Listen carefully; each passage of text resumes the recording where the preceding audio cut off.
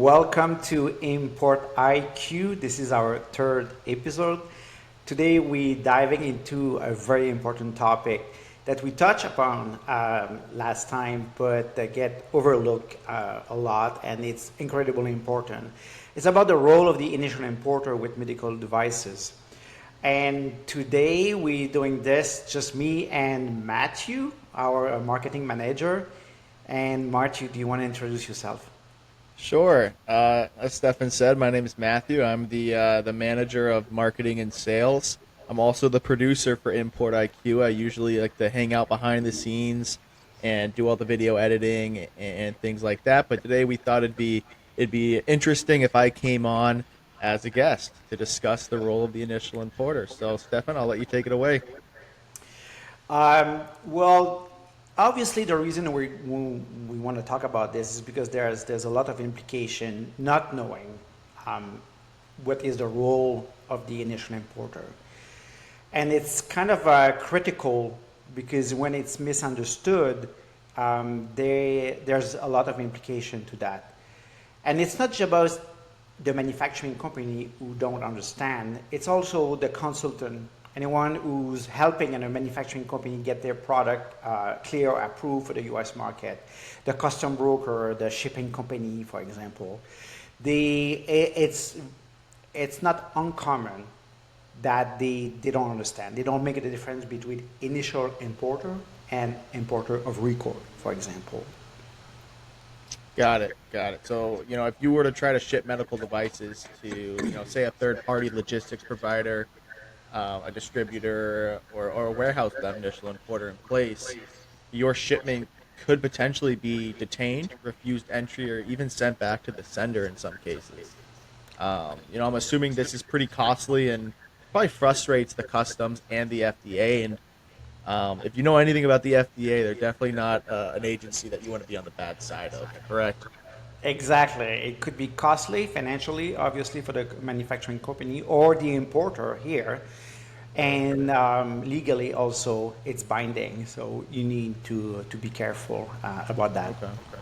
Okay. So, what exactly is this regulation, and why does it exist in the first place? Yeah, so good question. So what happened is that in 1976, the government, the president signed an amendment and decided that now the FDA will regulate, medical devices. And it was about a lot of death that happened in the past where it seems that medical devices and manufacturing company were not following all the regulation, not all of them, but some of them, and because of that, they decided to be more rigorous. And in 2007, the FDA decided that everyone involved in the process of bringing a medical device in the US needs to be registered with the FDA. So that's mean to register their establishment with the FDA and pay the fee.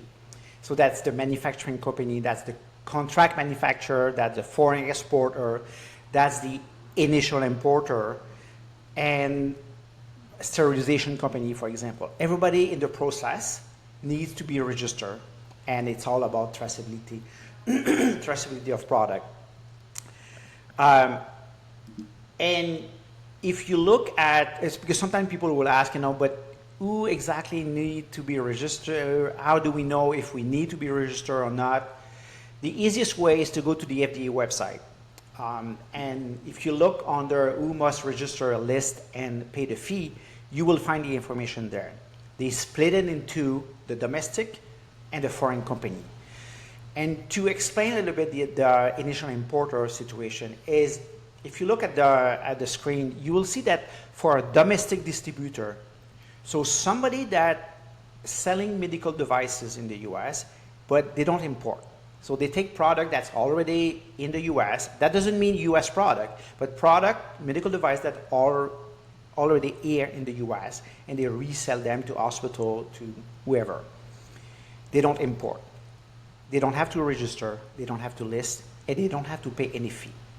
Got it. However, the FDA says if you import medical devices, so the same distributor who tomorrow decide that they're going to buy product from Germany or France or wherever, They're going to bring those products in the U.S. The FDA says, wait, now you need to register. And it's what they call, you see here, it's called initial importer. Okay.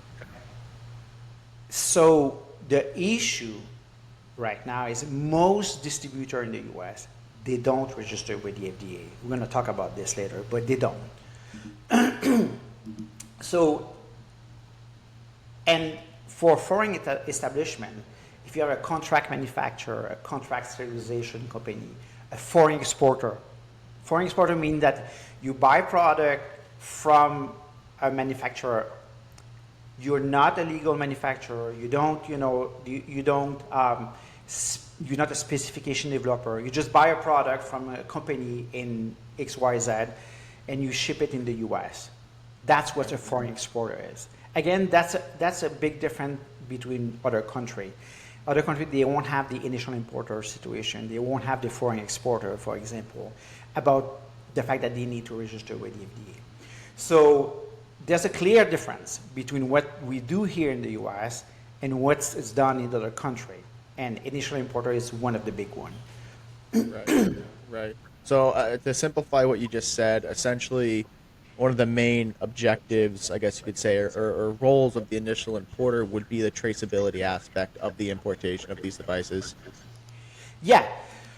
So again, the FDA focus mainly regarding the traceability on product that are under their own definition, and you can go to the FDA website again under tracking medical devices.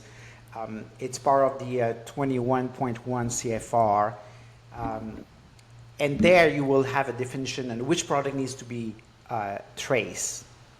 Anything that's implant, for example, will be in there. Mm-hmm. But it's not just about that. It's about also if there's a situation where a product needs to be recalled, for example. The FDA wants to make sure that there's somebody here in the US who will be responsible for that, who knows exactly where are those products. It will be the same thing about adverse event or customer complaint. The reportability of those events needs to be done by the importer here in the US, in parallel, obviously, with the manufacturing company. So that it is about traceability, but it's also about reportability of event to the FDA. Got it. Got it. And does this regulation apply to all classes of products with the FDA? Yes, actually, the FDA doesn't make any difference between class 1, class 2, or class 3, or de novo product, or whatever.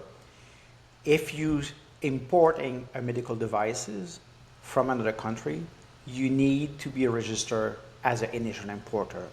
Doesn't matter the class of product. Got it. Got it.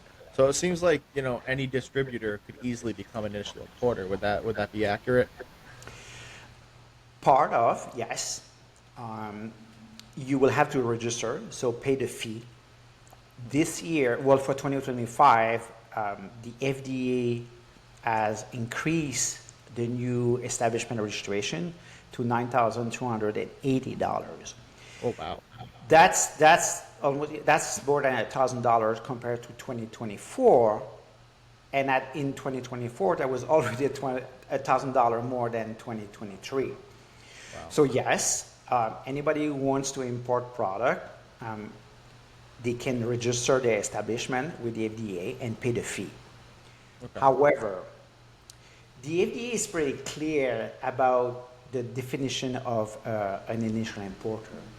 What do I mean by that is that if you look at what they're looking for in terms of responsibility, we've talked about the traceability of product, but and that's also from the FDA website. They will say that the initial importer must have a physical address in the United States and staff with individual responsible for ensuring the compliance of imported device with all applicable FDA law and regulation. So, and the reason they specify that because in the past and still today, some people or some company will have a virtual office. And they say, well, I can register. I will register my virtual office. And we see that right now. And it's not legal, but some people, they do it. That's not what the FDA wants. Because anytime the FDA can knock at your door as an initial importer and wants to audit, your standard procedure, how you trace product, for example, do you keep a log of every product that's entering the U.S.? So they don't want a virtual office. They want an office with staff who are knowledgeable how to do it.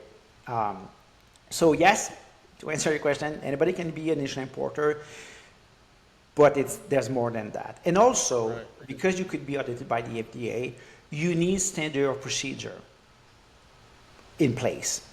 That's probably what the FDA will be looking at. How are you structured? We're not talking about a QMS per se, but standard of procedure to follow the FDA regulation.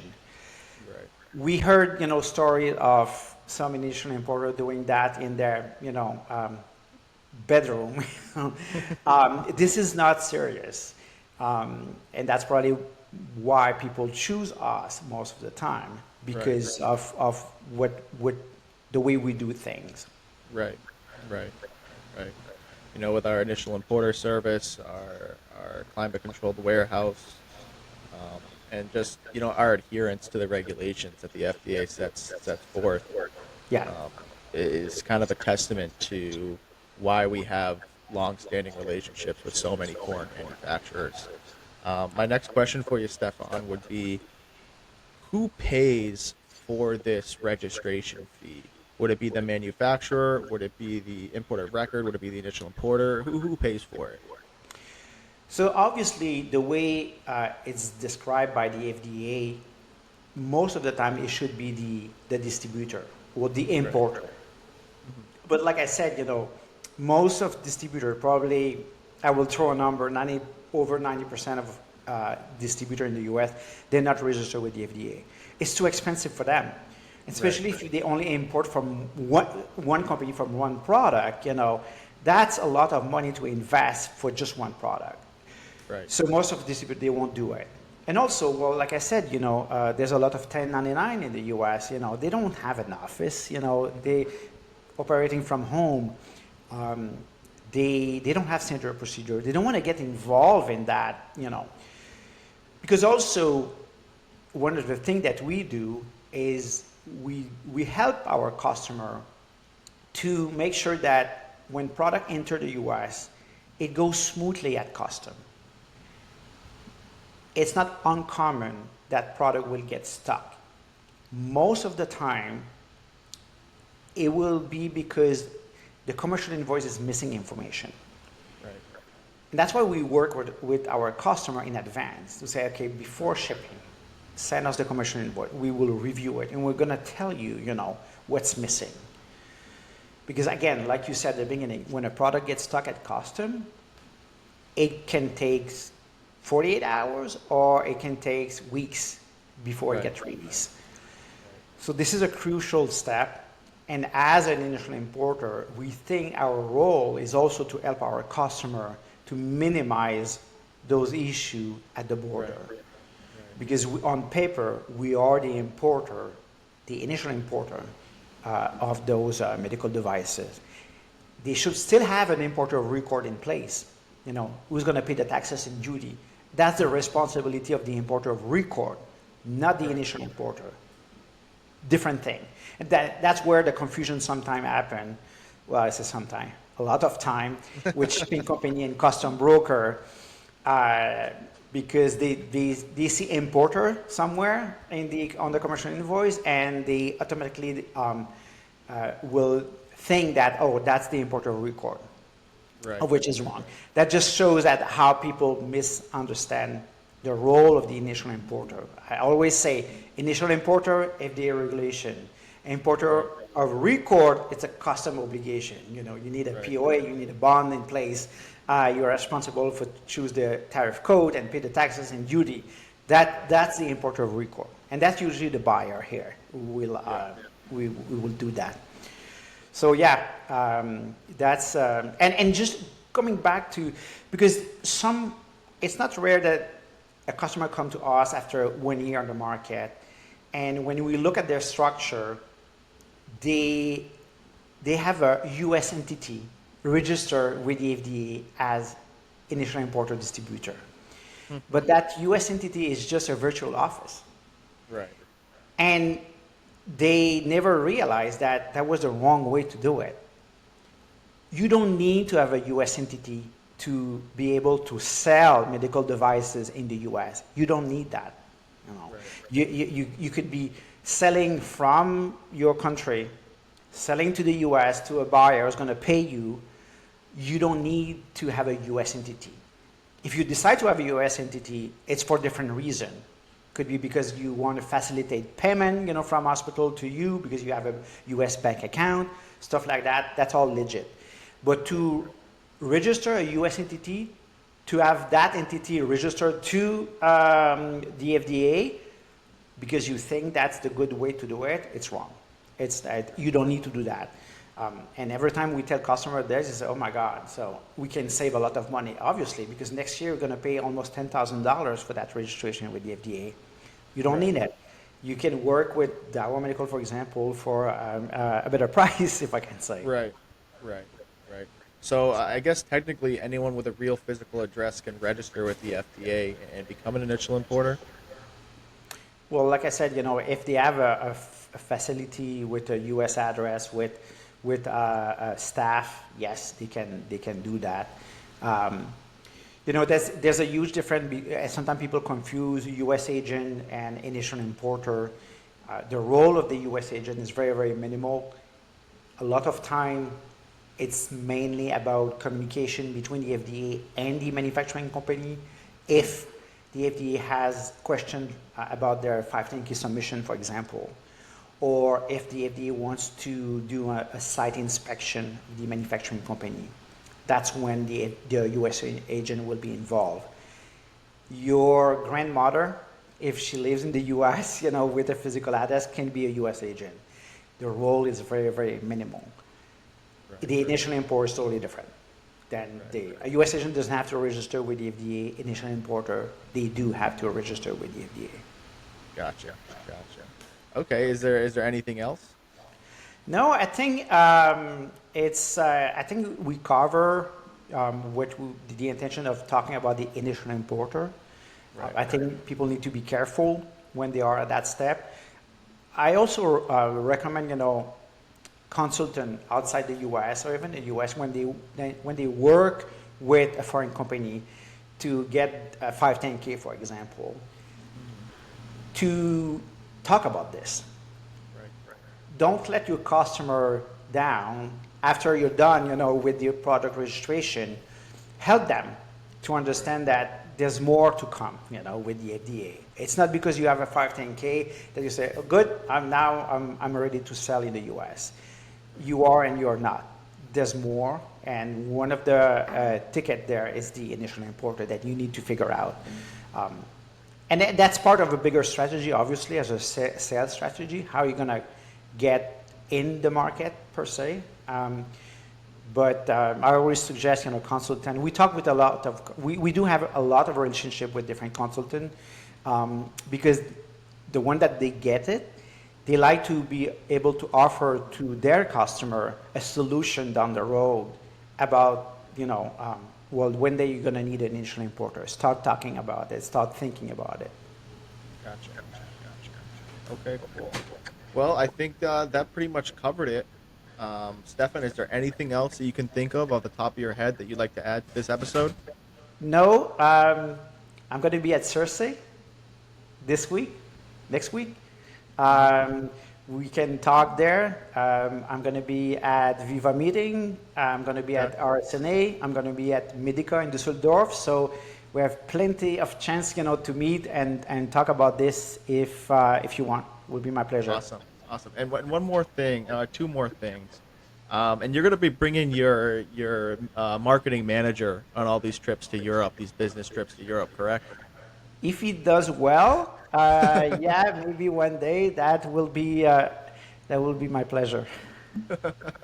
And my last thing is I've noticed on your LinkedIn it seems in the last 4 or 5 months, you've really upped your graphic design, your graphic designs that you'd be posting on LinkedIn. Is there a reason as to why your graphics look so much better now? Yeah, I never sleep. Oh, you mean maybe the marketing manager at that One Medical is responsible for that? Yeah, I think It's possible. maybe he has something to do with that. I'm not too sure, but I just wanted to give you a compliment. Your graphics look amazing. So whoever's doing those for you, I don't know if you're doing them or if your Yeah, marketing manager's doing them. They look it's great. good. Like we say in French, rendez à César ce qui appartient à César et à Dieu ce qui appartient à Dieu. So yeah, thank you for All that. right. Well, Take anyways, care. guys, we're going to be posting on the 15th of each month. Next month, we do have a special episode lined up and planned, so stay tuned for that. And have a great rest of your day, everybody. Thank you. Take care. Bye bye. All right, bye.